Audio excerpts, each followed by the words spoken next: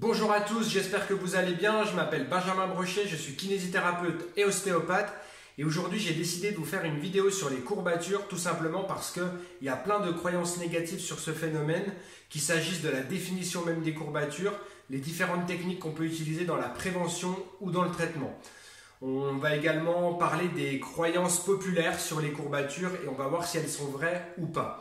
On va donc passer en vidéo à cette description, mais avant toute chose, je vous invite à vous abonner à ma chaîne et à également appuyer sur la petite cloche de notification, ce qui vous permettra d'avoir mes prochaines suggestions en vidéo.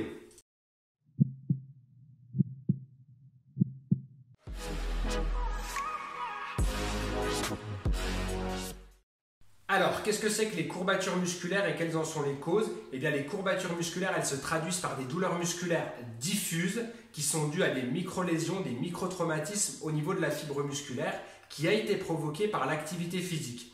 Alors, on va avoir des symptômes évolutifs, c'est-à-dire qu'on va avoir une inflammation qui va se mettre en place. Les premières douleurs peuvent apparaître 6 à 8 heures après l'activité physique. On a généralement un pic de 24 à 48 heures après la fin de l'activité et puis on va avoir une diminution des symptômes à partir de 72 heures. Mais parfois, si les courbatures sont importantes, ça peut aller au-delà de ces 72 heures. Voilà ce que c'est qu'une courbature, c'est vraiment une lésion et un processus inflammatoire qui va se mettre en place pour cicatriser les microtraumatismes à l'intérieur du muscle. Alors pourquoi on a ces lésions? Tout simplement parce que le muscle va être dépassé par l'activité qui lui est imposée. Donc soit parce qu'on sort d'un contexte habituel, on a une activité physique qui est inhabituelle ou trop intense. Et dans trop intense, on va retenir l'activité en mode de contraction excentrique. Le mode de contraction excentrique, c'est le mode de contraction qui va appliquer le plus de contraintes au muscle, tout simplement parce que la force qui va être appliquée au muscle est supérieure à la propre force de contraction que le muscle va générer. Le muscle va tout simplement se contracter en même temps qu'il s'étire. Par exemple, au niveau de mon biceps, si j'applique une contraction excentrique, eh bien, je vais pousser plus fort que la contraction de mon propre biceps et du coup, j'ai un étirement et en même temps une contraction. C'est ce qui va soumettre le plus de contraintes aux fibres musculaires et va être susceptible de créer des lésions, des microtraumatismes. Voilà pour la cause principale et la définition de la courbature. Alors, tout à l'heure dans l'introduction, je vous ai dit qu'il y avait beaucoup de fausses croyances à propos des courbatures. Je vous propose 3 croyances les plus populaires et je vais vous donner les éléments de réponse justifiés sur ces croyances-là. La première, c'est qu'on dit souvent que les courbatures, elles sont dues à l'acide lactique. Est-ce que c'est vrai ou est-ce que c'est faux? Eh bien, c'est faux. L'acide lactique est en effet produit par la réaction énergétique musculaire, mais l'acide lactique disparaît quasiment immédiatement après l'activité physique, surtout si on a une récupération active. L'acide lactique peut provoquer des douleurs pendant l'activité musculaire, immédiatement après, mais à distance, l'acide lactique n'est en aucun cas responsable des courbatures, puisque l'acide lactique va être complètement absent du muscle 20 minutes après l'activité si on a une récupération active et 2 à 3 heures si on a une récupération qui est passive. Mais il n'est pas impliqué dans les courbatures. Il a même un effet contraire puisqu'on dit qu'il a un effet tampon, c'est-à-dire qu'il va prendre la place de l'acidité musculaire au moment où il est présent et au moment où il est absent, il va favoriser finalement le retour à la normale du pH qui est à l'intérieur du muscle. Donc l'acide lactique n'est en aucun cas responsable des courbatures. La deuxième croyance, c'est qu'on dit souvent que les courbatures sont facteurs que l'on a réalisé une bonne séance de musculation ou une bonne séance de sport. Eh bien, là encore une fois, je dirais que c'est faux, puisque tout simplement les courbatures vont avoir une répercussion musculaire lorsqu'elles sont présentes. On va avoir une diminution de la force musculaire, une diminution des amplitudes articulaires et une diminution de la proprioception. C'est-à-dire qu'on va avoir moins de précision dans notre geste, moins de réflexes également au niveau du tissu musculaire.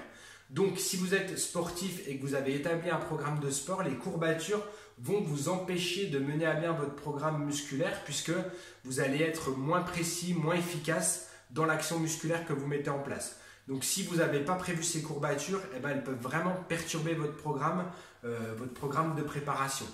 Donc, si c'est prévu, je dirais que la séance peut justifier de son efficacité. Si vous ne les aviez pas prévus, ça peut vraiment perturber le programme de renforcement dans lequel vous vous êtes impliqué. Alors, la troisième croyance négative que l'on rencontre, c'est que souvent dans le milieu du sport, on entend dire qu'il faut qu'il y ait des lésions musculaires pour avoir une progression, pour avoir un remodelage du tissu musculaire? La réponse c'est oui et non. Oui si vous avez un bon contrôle sur l'intensité de vos exercices, sur l'intensité du travail que vous appliquez à votre muscle et donc un bon contrôle de vos courbatures.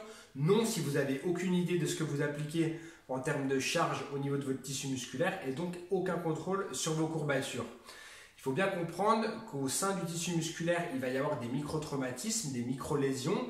Il va y avoir une adaptation de votre tissu musculaire et donc une prise de masse ou une augmentation de la capacité d'endurance en fonction de vos exercices que vous avez réalisés et des objectifs que vous voulez remplir. Si vous exercez un travail qui est trop important ou mal adapté, vous n'allez pas créer des micro-lésions et des micro-traumatismes, mais vous allez créer des réels traumatismes et ça va vous porter préjudice au niveau musculaire. Voilà pour la troisième croyance négative.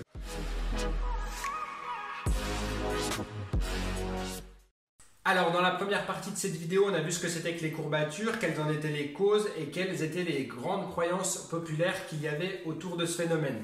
Dans la deuxième partie, on va voir les différents traitements qu'on peut mettre en place de façon préventive avant l'activité, juste avant l'activité, pendant l'activité et après l'activité. Les traitements que je vais vous proposer, c'est des traitements qui ont des niveaux de preuve scientifiques, c'est-à-dire qu'ils résultent d'expériences scientifiques qui ont été menées et qui ont été validées. Voilà pour l'introduction au traitement. On va tout de suite donc passer au traitement préventif bien avant l'activité. Alors le seul moyen préventif qui va permettre d'éviter d'avoir des courbatures, c'est de préparer votre muscle par des exercices excentriques avec des charges d'intensité évolutive. C'est-à-dire qu'en fait, vous allez entraîner votre muscle à travailler en excentrique sur des charges qui vont être de façon croissante, plus élevées à chaque entraînement. De cette façon-là, votre muscle va s'adapter progressivement et vous allez éviter les courbatures. Puisqu'en fait, votre muscle va avoir une bonne adaptation et du coup, les micro-traumatismes vont être mineurs à chaque entraînement et vous allez éviter de cette façon les courbatures. Le deuxième moyen pour agir sur les courbatures, c'est la préparation, la phase d'échauffement qui est indispensable pour avoir une action sur les courbatures. Cette phase, elle doit être d'intensité croissante et elle doit être bien sûr ciblée sur les muscles qui vont travailler pendant l'activité. Par exemple, si vous faites de la course à pied, un marathon, vous allez trottiner tranquillement sur la préparation, puis vous allez augmenter l'intensité de votre footing au cours de cette même préparation. Vous pouvez réaliser également des étirements dans ce travail préparatoire, sachant que ces étirements doivent être de faible intensité. Si vous avez des étirements de trop forte intensité, vous allez inhiber la proprioception musculaire et vous allez donc augmenter votre risque de blessure pendant l'activité physique. Donc étirement plutôt doux, couplé à un travail musculaire d'intensité croissante pendant le travail préparatoire. Alors pendant l'activité physique, le seul moyen qui va vous permettre de diminuer vos courbatures, c'est les systèmes compressifs. Alors les systèmes vont dépendre des muscles qui vont travailler pendant votre activité physique. Ça peut être des bas de contention, ça peut être des collants compressifs, ça peut être des t-shirts compressifs. Enfin, voilà, à adapter en fonction de votre activité physique, c'est le seul moyen qui va permettre d'avoir une action sur vos courbatures. Alors, après l'activité physique, il y a deux techniques qui sont préconisées pour agir de façon positive sur les courbatures, les techniques de cryothérapie et les techniques de massage. Concernant les techniques de cryothérapie, le mode d'application va dépendre des muscles que vous avez sollicités. Si vous avez sollicité des muscles très locaux comme le biceps par exemple, vous pouvez vous contenter de l'application d'une poche de glace. Par contre, si vous avez sollicité l'ensemble de votre corps, comme par exemple dans un marathon, il est conseillé plutôt des bains en eau froide, des bains d'immersion en eau froide. Et là, je vous conseille d'être prudent parce qu'il faut bien comprendre que pendant l'activité, vous avez plutôt entraîné une vasodilatation de votre système sanguin. Et quand vous allez vous immerger en eau froide, vous allez entraîner une vasoconstriction. Donc c'est assez éprouvant pour le système cardiovasculaire. Ça nécessite d'être en pleine forme et vraiment d'y aller de façon progressive dans ce bain d'eau froide pour ne pas entraîner un stress trop important au niveau de votre corps. Ensuite, on a les techniques de massage. Ces techniques de massage, elles se divisent en deux techniques. La première, ça va être les pressions glissées, où vous allez finalement avoir une pression glissée en direction du cœur, circulation de retour. Donc vous essayez, par exemple, si c'est un membre, de bien empaumer le membre et de faire des pressions constantes glissées en direction du cœur. Vous pouvez le faire quelques minutes et après vous pouvez passer à la deuxième technique qui est des manœuvres de pétrissage où vous allez agir en profondeur dans le tissu musculaire. Voilà, donc l'ensemble des fibres musculaires sont massées. Vous pouvez utiliser une huile de récupération type huile d'arnica pour aider à récupérer. Voilà pour les techniques de récupération que je voulais vous montrer.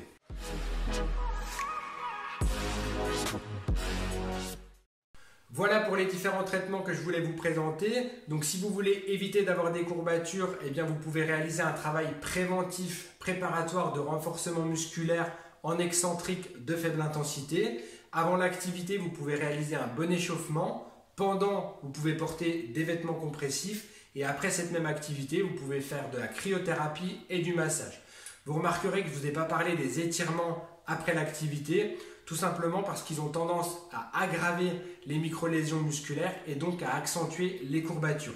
Pourtant, les étirements sont très largement pratiqués dans le cadre des courbatures, à tort, puisque en fait, ils les renforcent. Voilà, si vous voulez en savoir plus sur les traitements que je vous ai présentés, j'ai mis des liens dans la description sur des travaux de confrères et sur différentes études scientifiques. J'espère que cette présentation vous a plu. Si c'est le cas, je vous invite à mettre un énorme pouce. Si ce n'est pas encore fait, à vous abonner à ma chaîne. Voilà, je vous souhaite à tous une très bonne santé et je vous dis à bientôt. Ciao, ciao!